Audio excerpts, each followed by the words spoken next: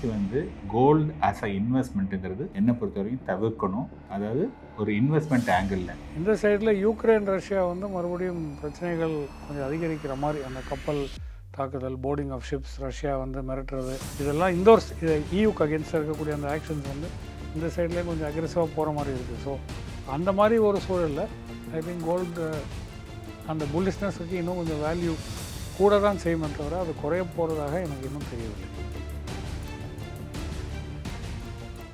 நெய்தல் கலை விழா 2026 ஆகஸ்ட் 14, 15 மற்றும் 16 மாலை 5 மணி முதல் தூத்துக்குடி வஉசி கல்லூரி மைதானத்தில். நம்ம தங்கத்தை எடுத்துக்கலாம் சார். சில மாதங்களாக வந்து பார்த்தீங்கன்னா பெரிய ஏற்றம் கொடுக்கல அப்படின்னே சொல்லலாம் sir.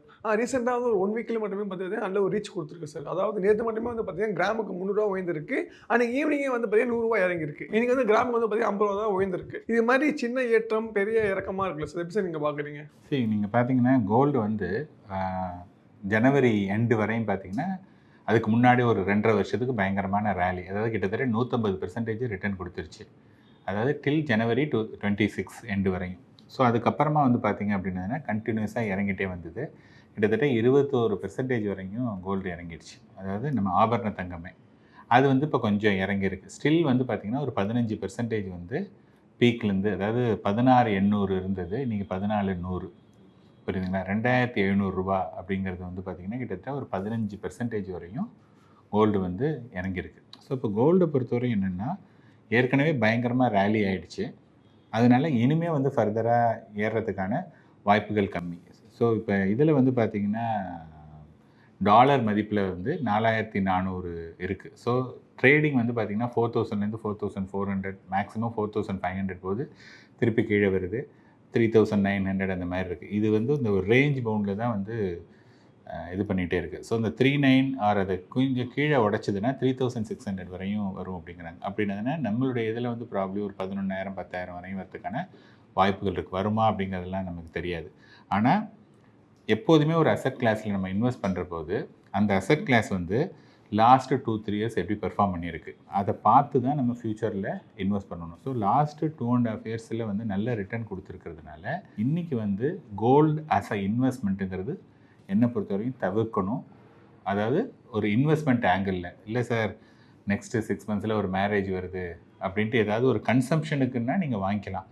But gold as a investment வந்து இங்கேருந்து நெக்ஸ்ட்டு 3-5 இயர்ஸ்க்கு வந்து தவிர்க்கிறது நல்லது. ஓகே சார், அதே மேம் லாஸ்ட் டைம் இன்டர்வியூ பண்ணும்போது சொல்லியிருந்தீங்க நீங்கள் தங்கம் வந்து புலிஷாக தான் முறையில் இருக்குன்னு சொல்லியிருந்தீங்க. நம்ம அப்போ தங்கம் பேசும்போது வந்து பார்த்தீங்கன்னா 13,000 சில்லரை கிட்டே இருந்துச்சு சார். இப்போ வந்து பார்த்தீங்கன்னா 14,220 ரூபா கிட்டே வந்திருக்கு. நீங்கள் சொன்ன மாதிரி லேட்டாக கொஞ்சம் புலிஷாக இருக்குன்னே சொல்லலாம் சார். இப்போ இதுக்கப்புறம் தங்கம் எப்படி பெர்ஃபார்ம் பண்ணணும்னு நினைக்கிறீங்க? அதோட பார்வை என்ன சார்? முரளி, தங்கம் வந்து ஆக்சுவலாக நல்ல இன்டர்நேஷ்னல் மார்க்கெட்டில் நல்ல ஒரு ஏற்றம் சந்தித்திருக்குது. டாலர் டேர்ம்ஸில் நம்ம பார்க்க போனோம்னா முக்கியமாக 4,060 கிட்டே இருந்தது நம்ம போன தடவை பேசும்போது. இப்போ $4,400 ஒரு அவுன்ஸு. ஸோ அது மாதிரி $400 ஜம்ப் இருந்திருக்கு. பட் என்ன அட்வான்டேஜ் நமக்கு கிடச்சிருக்கு, இந்தியாவில் என்ன அட்வான்டேஜ் கிடச்சிருக்குன்னா முக்கியமாக அந்த ருப்பி டாலர் எக்ஸ்சேஞ்ச் ரேட் வந்து கொஞ்சம் ஸ்டேபிளாக இருந்திருக்கு. 95.20லேருந்து 95.60க்குள்ளே கண்ட்ரோல் பண்ணி ஆர்பிஐ வந்து வைத்திருக்கும் காரணத்தினால அந்த ஒரு ஏற்றம் பெரிய அளவில் நமக்கு வந்து ஒரு நெகட்டிவாக பாதிப்பு தராத ஒரு காரணியாக கூட இருக்கலாம். நான் நினைக்கிறேன் இன்னும் கொஞ்சம் மைல்ட்லி மாடரேட்லி புல்லிஷ் தான். அதில் வந்து அந்த புல்லிஷ் வியூ கிட்ட இருந்தெல்லாம் நான் மாறவில்லை.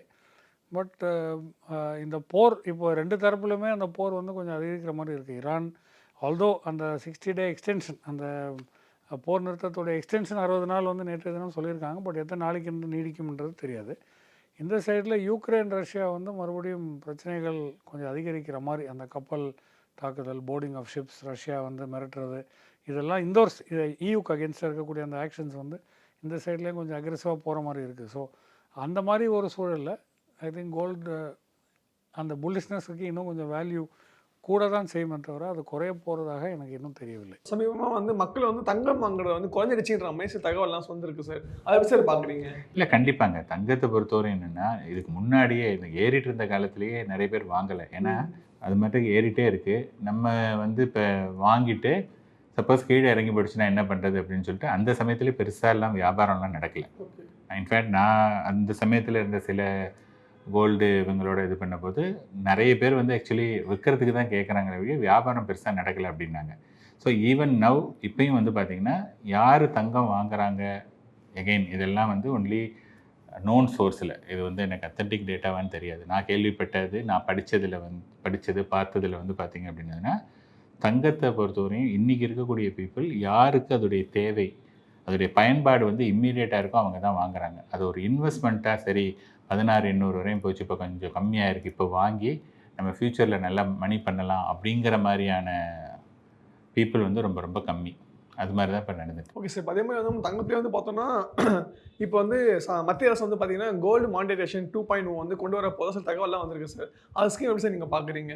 ஃபஸ்ட்டு வந்து என்னென்னா, இது வந்து நிறைய விஷயங்கள் வந்து ஒரு பேச்சுவார்த்தையில் தான் இருக்குது. ஸோ பேச்சுவார்த்தை வரும்போதே இப்போ நம்ம வந்து அது ஒப்பீனியன் சொல்கிறத விட அந்த கோல்டு மானிட்டைசேஷன் 2 வரட்டும், வந்ததுக்கப்புறமா அது என்னங்கிறத பார்க்கணும். ஏன்னா ஃபஸ்ட்டு தடவை வந்து இவங்க கோல்டு வந்து சாவரன் பாண்ட் வந்ததுலேயே வந்து தட்ஸ் அ பிக் ஃபெயிலியர். அதாவது இவங்க எக்ஸ்பெக்ட் பண்ணது வந்து கவர்மெண்ட் வந்து கோல்டு பெருசாக ஏறாது அப்படின்னு தான் நினச்சாங்க. அது பட் கோல்டு வந்து கண்ணாப்பின்னான்னு ஏறினது. அதுவே வந்து பார்த்திங்கன்னா பயங்கரமான ஷாக்கிங். அதனால் மானிட்டைசேஷன் 2 அதெல்லாம் வந்து என்ன மாதிரி ஷேப்பில் வரும் என்னங்கிறது வந்து இட்ஸ் டூ ஏர்லி. இப்போயே நம்ம வந்து கமெண்ட் பண்ணுறதுனால எந்த பிரயோஜனம் இல்லை. அது முதல்ல வருமா வராதான்னு தெரியாது. அது வந்ததுக்கப்புறமா அதை பற்றி பேசுகிறது வந்து இட் மேக்ஸ் மோர் மீனிங்ஃபுல். இப்போ சில நிபுணர்கள் என்ன சொல்கிறாங்க அப்படின்னு பார்த்தீங்கன்னா, தங்கம் வந்து கிராமுக்கு வந்து 17,000 20,000 கிட்ட போகுன்ற மாதிரி சொல்கிறாங்க. அதாவது இந்த வருடத்துக்குள்ளேயே உங்கள் பார்வையில் வந்து தங்கம் வந்து எந்த அளவுக்கு போகணும்னு நினைக்கிறீங்க நீங்கள்? ஐ திங்க் இப்போதைக்கு வந்து அந்த ஆவரேஜ் ப்ரைஸ், அதாவது வருஷத்துக்கான ஆவரேஜ் ப்ரைஸ், நீங்கள் வந்து இந்த 17,000 சொல்கிறது வருஷத்துக்கான ஆவரேஜ் ப்ரைஸ் டாலர் டினாமினேட்டடாக பார்க்க போகும்போது 4,500 4,600 வரைக்கும் செல்லக்கூடிய ஒரு பாசிபிலிட்டி இருக்குது. ஆல்ரெடி 4,400 கிட்ட இருக்குது இப்போது. ஸோ ஐ திங்க் ஆவரேஜாக இந்த வருஷத்துக்கான ப்ரைஸிங் பார்க்கும்போது சம்வேர் தேர் அந்த ரேஞ்சில் இருக்கும்னு நான் நினைக்கிறேன். ருப்பி வந்து இதன் பிறகு பெரிய அளவில் ஒரு வீழ்ச்சியை சந்திக்காமல் இருந்தால் I think dollar price controlled அந்த 15-15.5 அந்த ரேஞ்சுக்குள்ளே நிற்க வாய்ப்புகள் இருக்கிறது. பட் என்ன முரளி, இனிமேல் வருகின்ற 2 காலாண்டுமே நமக்கு ஃபெஸ்டிவல் சீசன். ஆமாம் சார். இனிமேல் ஆரம்பம். இந்த ஃபுல்லாக அப்புறம் ஒவ்வொரு மாதமும் வந்துட்டு ஏதாவது ஒன்று யாருக்காவது ஏதாவது ஒன்று பெருசாக நடந்துகிட்டே இருக்கும். ஸோ கன்சம்ஷன் அதிகமாக இருக்கும். தங்கம் வெள்ளி அதிகமாக வாங்கக்கூடிய சீசன் தான் இது. இங்கேருந்து கிறிஸ்மஸ் பொங்கல் வரைக்குமே இப்படி தான் இருக்கும், நமக்கு பொங்கல் வரைக்குமே. அப்படி இருக்கும்பொழுது டிமாண்ட் வந்து இருக்கக்கூடும். பட் அதே சமயத்தில் ருப்பி டாலர் எக்ஸ்சேஞ்ச் ரேட் கண்ட்ரோல்டாக இருந்து ஓவரால் ஆவரேஜ் ப்ரைஸ் அந்த 4,500-4,600 நின்னா 15,000-16,000 நிற்க வாய்ப்புகள் இருக்குது. சரி, நீங்கள் சாரி சொல்லியிருந்தீங்க. அதாவது கோல்டு வந்து தேவைக்கு நான் மட்டும் வாங்கிக்கலாம் நம்ம சொல்லியிருந்தீங்க சார். இப்போ சில பேர்லாம் வந்து பார்த்தீங்கன்னா கோல்டு ரொம்பவே ஒரு இருப்பாக இருப்பாங்க சார். அவங்க வந்து பார்த்தீங்கன்னா இப்போ வந்து இன்வெஸ்ட் பண்ணி அவங்க கோல்டில் ஆனால் வந்து நகையாக வாங்காமல் இடிஎஃப்லாம் போடலாமா அந்த மாதிரி சஜஷன்லாம் கேட்குறாங்க சார். நீங்கள் சார் சொல்லுவீங்க? இல்லைங்க, அதாவது நான் சொல்கிறேன், எப்போதுமே கோல்டை பொறுத்த வரையும் ஒருத்தட்ட வந்து நகையே இல்லை, என்கிட்ட கொஞ்சம் கூட நகை இல்லை அப்படின்னு சொன்னதுன்னா அவங்க வந்து ஃபிசிக்கலாக வாங்குறது நல்லது. ஸோ தட் அதில் என்ன அட்வான்டேஜ்னா ஃபிசிக்கலாக அவங்க வேர் பண்ணவும் பண்ணுவாங்க, அதோடைய growth what ever the growth அதுலேயும் அவங்க பார்ட்டிசிபேட் பண்ண முடியும். இப்போ வந்து வெறும் இடிஎஃப்ல இருக்குங்கிறது வந்து it is more of a investment. அப்படின்னு இருக்கும்போது அது இடிஎஃப்ல மணி இருந்தால் என்ன, மியூச்சுவல் ஃபண்டில் இருந்தால் என்ன, வேறு இதில் இருந்தால் என்ன. ஸோ உங்களுக்கு வந்து கோல்டை நீங்கள் அனுபவிக்கணும் அல்லது கோல்டு அஸ் அ கன்சம்ஷன் அப்படின்னு சொன்னதாக இருந்ததுன்னா it is always physical gold. Gold as a investment, sir இந்த கோல்டில் வந்து எனக்கு கோல்டு வந்து நல்லா உயரும், அது நான் இன்வெஸ்ட்மெண்ட்டுக்கு அப்படின்னு சொன்னால் gold ETF will be the better option. So கன்சம்ஷன்னா ஆல்வேஸ் ஃபிசிக்கல், இன்வெஸ்ட்மெண்ட் இருந்ததுன்னா ஆல்வேஸ் ETF. நெய்தல் கலை விழா 2026 ஆகஸ்ட் 14, 15 மற்றும் 16 மாலை 5 மணி முதல் தூத்துக்குடி வஉசி கல்லூரி மைதானத்தில்.